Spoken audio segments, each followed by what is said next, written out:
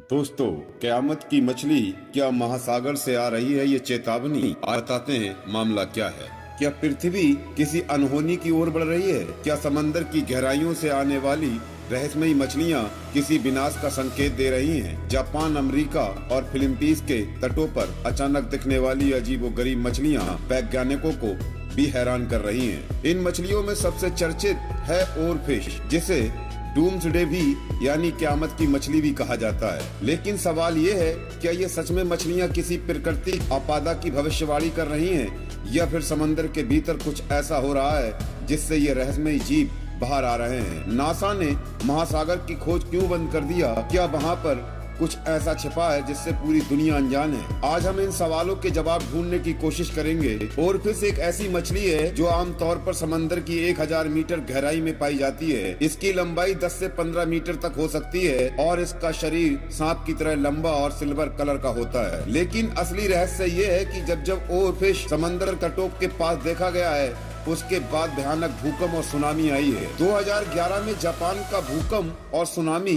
2011 में जापान में 9.1 तीव्रता पर भूकंप आया, जिसने पूरे देश को हिलाकर रख दिया। इस भूकंप से पहले कई मछुआरों ने ओरफिश को समंदर किनारे देखा था। 2023 में फिर देखी गई ओरफिश। 2023 में जापान के तटों पर फिर से ओरफिश देखी गई और उससे कुछ समय बाद ही कई छोटे छोटे भूकंप आए। क्या ये सिर्फ एक सहयोग था या फिर सच में ओरफिश किसी अनहोनी का संकेत दे रही थी? अब सवाल उठता है, क्या वाकई ओरफिश भविष्यवाणी कर सकती है? वैज्ञानिकों का मानना है कि समंदर की गहराइयों में जब किसी बड़े भूकंप या ज्वालामुखी विस्फोट की हलचल होती है, तो वहाँ रहने वाले जीव परेशान होकर ऊपर की ओर आ सकते हैं। ओरफिश भी शायद इसी कारण समंदर के किनारे आ जाती है। लेकिन कुछ वैज्ञानिकों का मानना है कि अभी तक इस बात का कोई ठोस प्रमाण नहीं है कि ओरफिश और भूकंप के बीच कोई सीधा संबंध है। पर फिर भी हर बार जब ओरफिश देखी गई है, तो कुछ समय बाद कोई न कोई प्राकृतिक आपदा जरूर आई है। नासा ने महासागर की खोज क्यों बंद कर दी? एक और रहस्यमय सवाल ये भी है